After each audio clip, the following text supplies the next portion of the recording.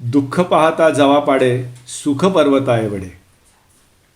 Stephen पिंकरकृत एनलायटनमेंट नाव या पुस्तकाचा परिचय. लेखन आणि अभिवाचन डॉक्टर शंतनू अभ्यंकर. सुख पाहता जवा पाडे दुःख पर्वता एवढे असं तुकाराम बुवांनी म्हटलेलंच आहे. जगात सुख थोडं दुःख फार हा लोकप्रिय समज, पण पिंकर त्याच्या नव्या एनलायटनमेंट नाव या पुस्तकात म्हणतो दुःख पाहता जवा पाडे सुख पर्वता एवढे.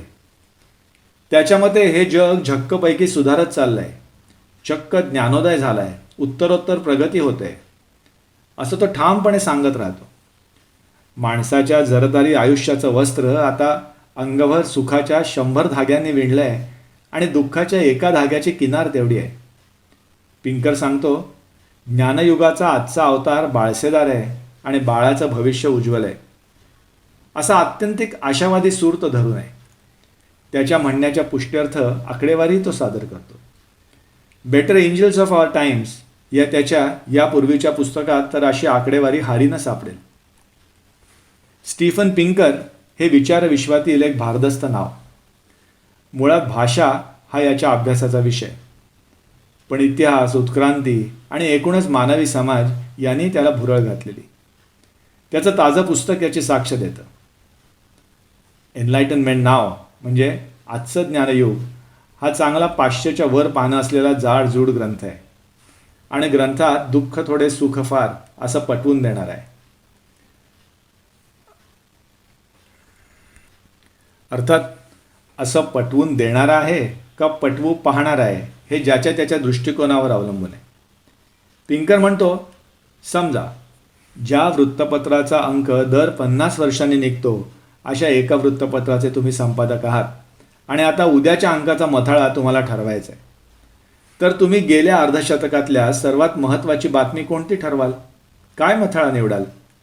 चंद्रावर पाऊल, देवीचं निर्मूलन, पोलिओचं उच्चाटन, घटती गरिबी आणि भूक, संगणक क्रांती, का इराणचं युद्ध, काश्मीर, तापमान वाढ, का आणखी काही?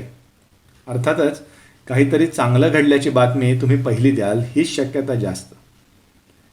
नुसतीच प्रगती होते एवढंच प्रतिपादन तो थांबत नाही, तर ही घडण्यासाठी ज्या गोष्टी कारणीभूत आहेत त्याही मांडतो. त्याच्या मते विज्ञान, विवेकवाद आणि उदारमतवाद आणि मानवतावाद ही या प्रगतीची चाकं आहेत. या साऱ्यांच्या परिणामी एक सुष्टचक्र फिरू लागलंय.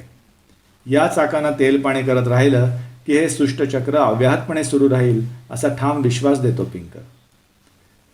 आपला भवताल समजावून घ्यायला माणूस आता परंपरा, श्रुती, स्मृती, पुराणोक्त वचने, संत वचने, साक्षात्कार, ग्रंथप्रामाण्य, गूढविद्या हे असलं काही वापरत नाही. 17व्या शतकातील विचारमंथनाचं हे नवनीत दिसतं तसं आणि तेवढंच नसतं. आपल्या पूर्वजांच्या मतापेक्षाही तर्कबुद्धीनं विश्वाची संगती नीट लावता येते हे या विचारधारेचं भक्कम मूळ. विज्ञान, विवेकवाद, उदारमतवाद आणि मानवतावाद हीच आज आपली विश्लेषणाची आयुधं आहेत. विज्ञानाची गृहीतक मांडणं, ते वस्तुस्थितीशी ताडून पाहणं आणि त्यानुसार ते ग्राह्य वा त्याज्य ठरवणं ही पद्धती तर आदर्शच. मानवतावाद म्हणजे विज्ञान आणि विवेकाच्या संयोगानं उमललेलं तत्त्वज्ञान. मानवतावादाची नीतिमूल्ये विवेक आणि विज्ञानावर पोचली गेलेली. मानवतावाद स्त्री पुरुष असा लिंगभेद, गोरे काळे असा वंशभेद, अव्यंग सव्यंग असा शारीरभेद असे सारेच भेद संपुष्टात आणतो. कैदी, गुन्हेगार, बालके, रोगिष्ट, समलैंगिक इतकंच काय, पण अन्य सजीव अशा साऱ्यांच्या हक्काची जाणीव आणि यांचा सारासार विचार यात अनुस्यूत आहे. यापूर्वीच्या कोणत्याही तत्त्वज्ञानाने वा मानवहितकारी असल्याचा टेंभा मिरवणाऱ्या धर्माने असलं काही सांगितलेलं नाही. फक्त आपल्या टोळीचं, आपल्या जातीचं, आपल्या वंशाचं, देशाचं, वर्णाचं हित पाहते, जोपासते अशी नीतिकल्पना सांगितली. त्यापायी इतरांना पीडा पोचवण्याचे अधिकार सांगितले आहेत. द्वेष, पीडा, हिंसा यांना चक्क संस्थात्मक रूप दिलं आहे. आताची नीतिकल्पना अधिक उन्नत, अधिक उदार, अधिक उदात्त नाही का? ही प्रगती नाही का? ज्ञानयुगाचा उगम. इसवी सन 1000 ते 1800 पर्यंत जगात सर्वत्र जैसे थे परिस्थिती राहिलेली दिसते. असलीच तर समृद्धीची बेटं होती. समृद्धी ही सार्वत्रिक जगदव्यापी बाब नव्हती, पण छपाईमुळे भलताच फरक पडला. युरोपभर आणि वसाहतींमध्ये माहिती आणि कल्पनांची देवाणघेवाण सुरू झाली. ज्ञान आणि माहिती प्रथमच स्वस्त झाली, सामान्यांच्या आवाक्यात आली. औद्योगिक क्रांतीच्या आधी फळफळलेलं एकमेव असं हे छपाईचं क्षेत्र. युरोपात क्रुसेड्सची आठवण ताजी होती. त्यातील निष्फळ नरसंहार निराश करणारा होता. हे आता पुन्हा नको अशी भावना स्वार होती. असे अनेक घटक होते. त्यातून 17व्या शतकात एज ऑफ रिझन म्हणजे तर्कविवेकाचं युग, विज्ञान युग अवतरलं. औद्योगिक क्रांती झाली. त्यातूनच पुढे हे ज्ञानयुग म्हणजे एज ऑफ एनलाइटनमेंट साध्य झालं. माणसाची खरी प्रगती झाली ती त्याच्या मेंदूच्या अफाट शक्यतांमुळे. शेती, पशुपालन, भाषा, लिपी आणि काय काय शोधलं मेंदूने. या धर्म, तत्त्वज्ञान, कला, राजकीय आणि आर्थिक व्यवस्था ही देखील या मेंदूचीच करामत. इतकंच काय, पण उच्चार स्वातंत्र्य, मानवी हक्क आणि परस्पर सहकार्यावर आधारित राजकीय व्यवस्था ही देखील मानवी मेंदूचीच करामत. जगाच्या कल्याणात संतांच्या विभूती असं म्हटलेलं आहे, पण पिंकर सांगतो जगाच्या कल्याणात संस्थांच्या विभूती. प्रगत आणि प्रगतिशील राज्यसंस्था, अर्थसंस्था, न्यायसंस्था यांनी प्रगतीला हातभार लावलेला आहे. पोलिओच्या लसीचा शोध महत्त्वाचा खरंच, पण ही लस सर्वदूर पोचवण्यात जागतिक आरोग्य संघटना, देशोदेशीची सरकारे, rotary club, Bill Gates Foundation यासारख्या संस्था यांचे योगदान आहेच की. आपल्याला प्रश्न पडतो, इतकं सगळं भलं घडतंय तर मग ते आपल्याला जाणवत कसं नाही? पिंकर काही म्हणत असला तरी आसपास सर्वत्र दुःख, दैन्य, नैराश्य माजलेलं दिसतंय की आपल्याला. त्याचं काय? पिंकर समजावतो, माध्यमं नकारात्मकतेवर पोचली जातात. आपला भवताल आपल्याला कळतो तो मुख्यत्वे बातम्यांमुळे, आणि बातम्या ही गोष्टच मुळी भल्यापेक्षा बुऱ्यावर पोचली जाणारी आहे. सारं काही आलबेल आहे, यात काही बातमी मूल्य नाहीच. त्यामुळे भलं ठेवतात झाकून आणि बुरं पाहतात वाकून. बुऱ्याचे तेवढे चरवित चरवण अखंड चालू राहतं. दुःख, दैन्य, दारिद्र्य, नीच अधम कृत्य हीच बातम्यांचे विषय असतात. याच चष्म्यातून आपण जगाकडे पाहतो. जे आपल्याला दाखवलं जातं तेवढं जग आहे अशी समजूत करून बसतो. जगात कुठे ना कुठे काही ना काही वाईट घडतंच, तेव्हा वार्ता विघ्नाची सदैव हाजीर असणारच. एकूणच जग अधिकाधिक वाईट होत आहे असा समज दृढ केला जातो. खरं तर वैयक्तिकरित्या माणूस आज अधिक सुरक्षित, अधिक सुपोषित, अधिक सुस्थितीत आहे. पण सतत खून, बलात्कार, युद्ध, मारामारी यांच्याच बातम्या आपल्यावर आदळत असल्याने आपली विचारशक्ती भ्रमित झाली आहे. जरा शांत चित्ताने पेपरच्या मथळ्यांपेक्षा आकडेवारीवर नजर टाकली तर या भ्रमाचा निराश होईल. प्रगतीच्या अनेक परी आणि अनेक पदर तो दाखवतो. आयु, आरोग्य, असमानता, आतंक, पर्यावरण, युद्ध, सुरक्षा, लोकशाही व्यवस्था, समान अधिकार, ज्ञान, जीवनशैली, आनंद असे सुखाचे, प्रगतीचे 1.5 डझन निकष आणि अनुरूप आकडेवारी तो सादर करतो. आणि प्रत्येक रकान्यात विज्ञान, विवेक, मानवता यांचा जय होत असून प्रगतीच होत आहे हे दाखवून देतो. भौतिक प्रगती तर ठाई ठाई दिसतेच आहे. जगात आज भुकेनं आणि कुपोषणानं मरतात त्याहीपेक्षा जास्त माणसं अतिपोषणानं मरतात. उपासमारीची समस्या असण्यापेक्षा ही बरी. उपासमारी अजूनही आहे, पण ती युद्धग्रस्त अथवा अतिदुर्गम अशा प्रदेशात आहे. दुष्काळ, साथी आणि माणसं किड्यामुंग्यांसारखी मरणं हा आता इतिहास आहे. साथीच्या आजारापेक्षा अधिक माणसं आज वृद्धापकाळानं मरतात. आहार आणि आरोग्य यांचा थेट संबंध आयुर्मानाशी असतो. मानवी सरासरी आयुर्मान आता 71 वर्ष आहे. पूर्वी बहुतेक काळ ते 30 वर्षाच्या आसपासच होतं. साक्षरता प्रचंड प्रमाणात वाढली आहे आणि तुमचा विश्वास बसणार नाही, पण युद्ध आटली आहेत. युद्धात मरणाऱ्यांपेक्षा आत्महत्या करणाऱ्यांची संख्या आज अधिक भरते. किरकोळ चोऱ्यामाऱ्या, खून, दरोडे कमी झाले आहेत. हे सगळं आकडेवारीनिशी सिद्ध करतो पिंकर. दरोडे आणि खून खराबा मध्ययुगापासून उतरणीला लागला होता, पण आधुनिक युगात व्यावसायिक पोलीस दलं आली, फौजदारी न्यायालय आली आणि आता तर डिजिटल पोलिसिंगमुळे गुन्हेगार गुन्हा करू धजत नाहीत. शिक्षाही आता पूर्वीसारख्या राहिल्या नाहीत. हातपाय कलम करणे, हत्तीच्या पायी देणे, चापकाचे फटके हे प्रकार तर जवळपास बंदच झालेत. शिक्षा आता पूर्वीपेक्षा सौम्य आहेत. गुन्ह्याच्या, पापाच्या प्रमाणात आहेत. किरकोळ गुन्ह्यासाठी कडक शिक्षा फरमावली तर गुन्हेगार उलटा विचार करतात. लूटमार केली तरी फासावर जाणार आहोत, मग नुसतंच लुटण्यापेक्षा थेट मारूनच टाकू ना. आणि मग निव्वळ एकच खून का, साक्षीदारांनाही यमसदनी पाठवू, जे व्हायचं ते होईल. किरकोळ गुन्ह्याला कडक शिक्षा हे विपरीत प्रोत्साहन ठरतं ते असं. पिंकरला अनेकांनी पानग्लॉसची उपमा दिली आहे. व्हॉल्टेअरचं पानग्लॉस हे पात्र अति आशावादी म्हणून प्रसिद्ध आहे. आपण उत्तमात उत्तम जगात असून आसपास आहे ते उत्तमच आहे असा ठाम विश्वास पानग्लॉस बाळगून असतो. पिंकर म्हणतो, पानग्लॉस कुठला आशावादी, तो तर निराशावादी होता. मी आशावादी आहे ते उत्तमात उत्तम आहे अशी पानग्लॉसची समजूत होती. मी आहे हे आधीपेक्षा उत्तम आहे असं म्हणतोच, पण हे का उत्तम आहे याचा अभ्यास केला तर हे अधिक उत्तम होईल अशी आशा मी बाळगून आहे. मी विवेकी आशावाद बाळगून आहे. जगात निराशावादी लोकांना, चिंतातुर जंतूंना उगीच विचारवंत आणि अधिक प्रगल्भ वगैरे समजलं जातं. त्यामुळे चिंता करणे विश्वाची हा काहींचा बाणा बनतो. पण हे काही खरं नाही. पण याचा अर्थ सगळं काही आलबेल असून आता स्वस्थ बसावं आणि बसूनही गिळावं असा होत नाही. या प्रवासातही अनेक धक्के आपल्या वाट्याला आले आहेत. दुसरं महायुद्ध, आफ्रिकेत एड्सनी घातलेला हैदोस, सध्या चालू असलेला करोनाचा उपद्रव आणि इतर कितीतरी. इतिहासाची चाल एकरेशीय नसते, सततचे हेलकावे ठरलेले.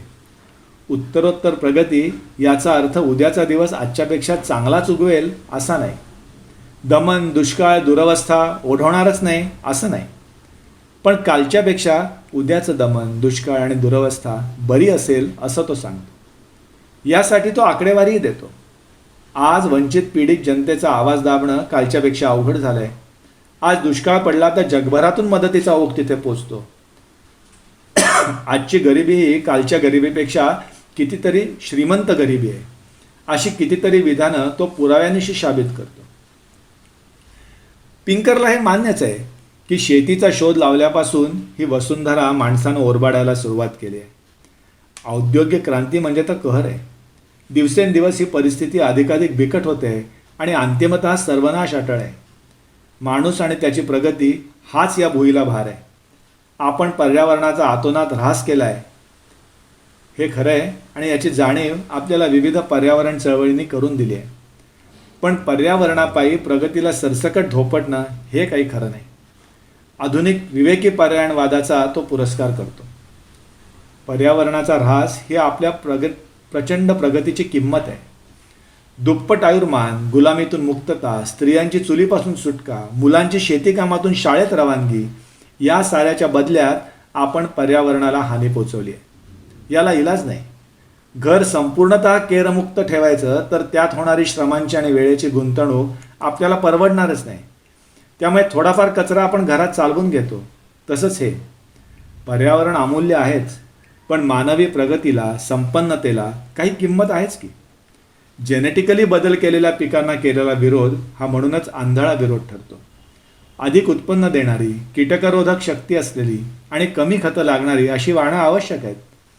जे जे नैसर्गिक ते ते आपोआपच चांगलं आणि जे जे मानवनिर्मित ते ते आपोआपच हानिकारक ही विभागणी फारच प्राथमिक, बालिश आणि काहीशी हास्यास्पद आहे.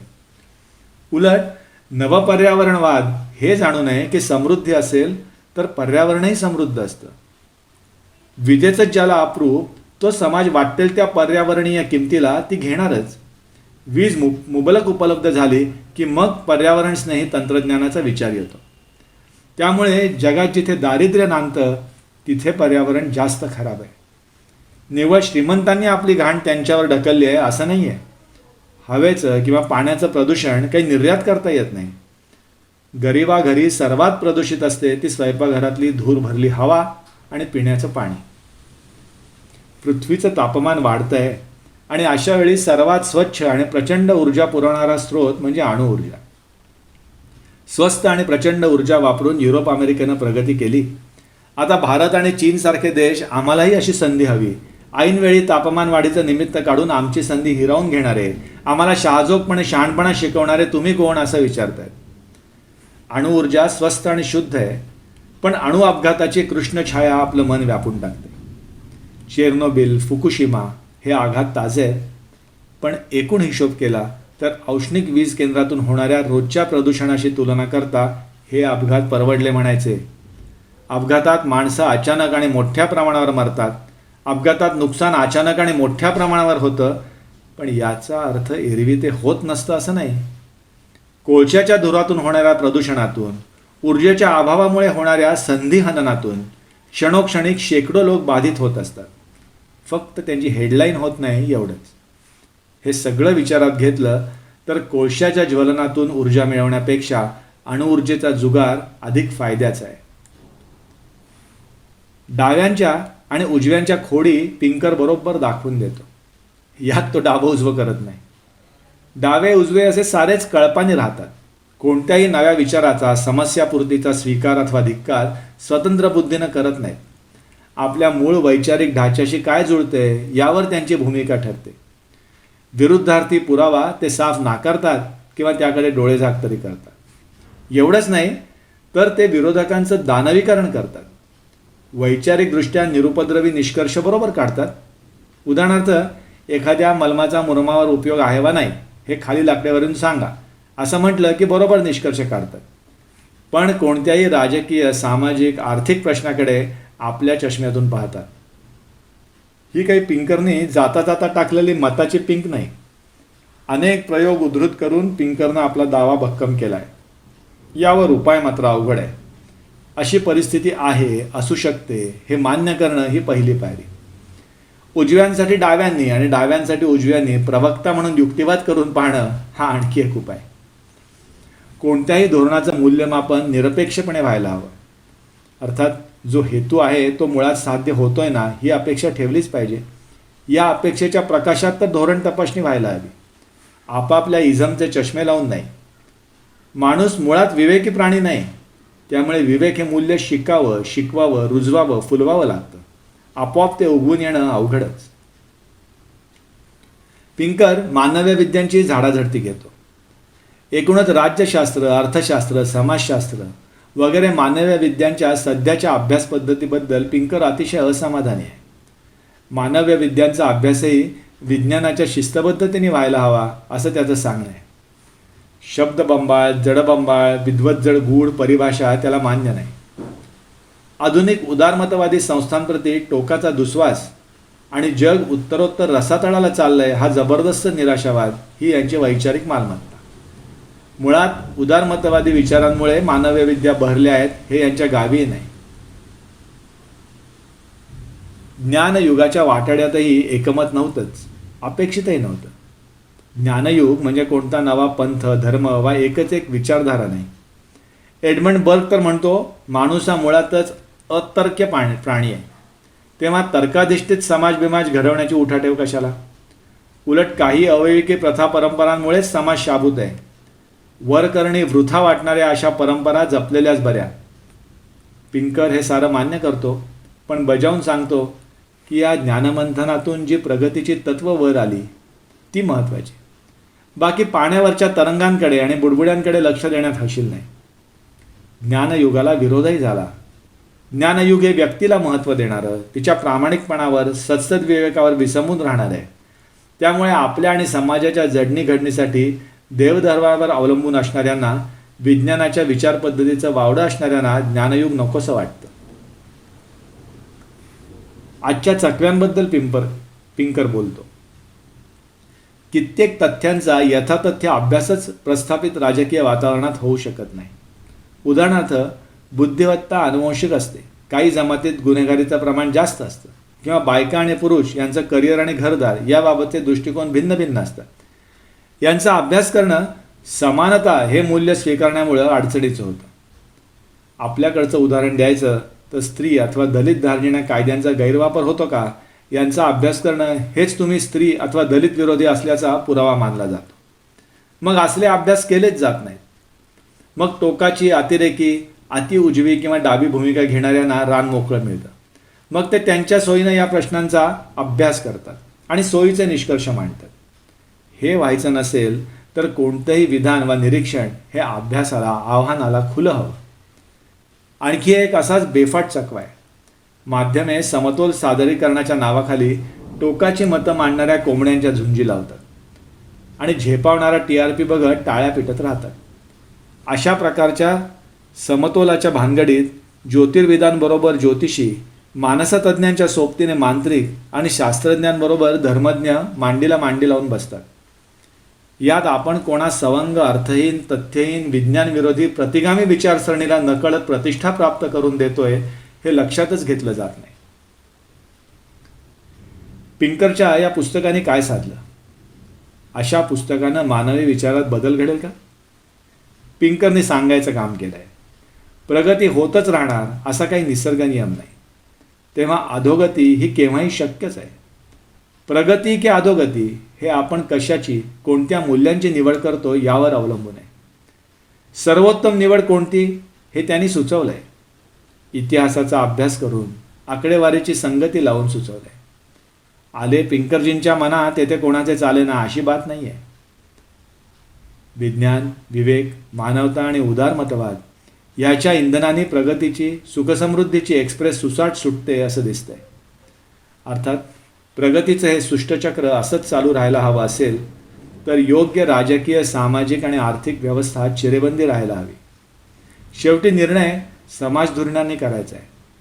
कोणाचं धुरीणत्व, नेतृत्व पत्करायचं हे आपण नीट ठरवायला हवं. ही तर आपल्या सगळ्यांची सामूहिक जबाबदारी.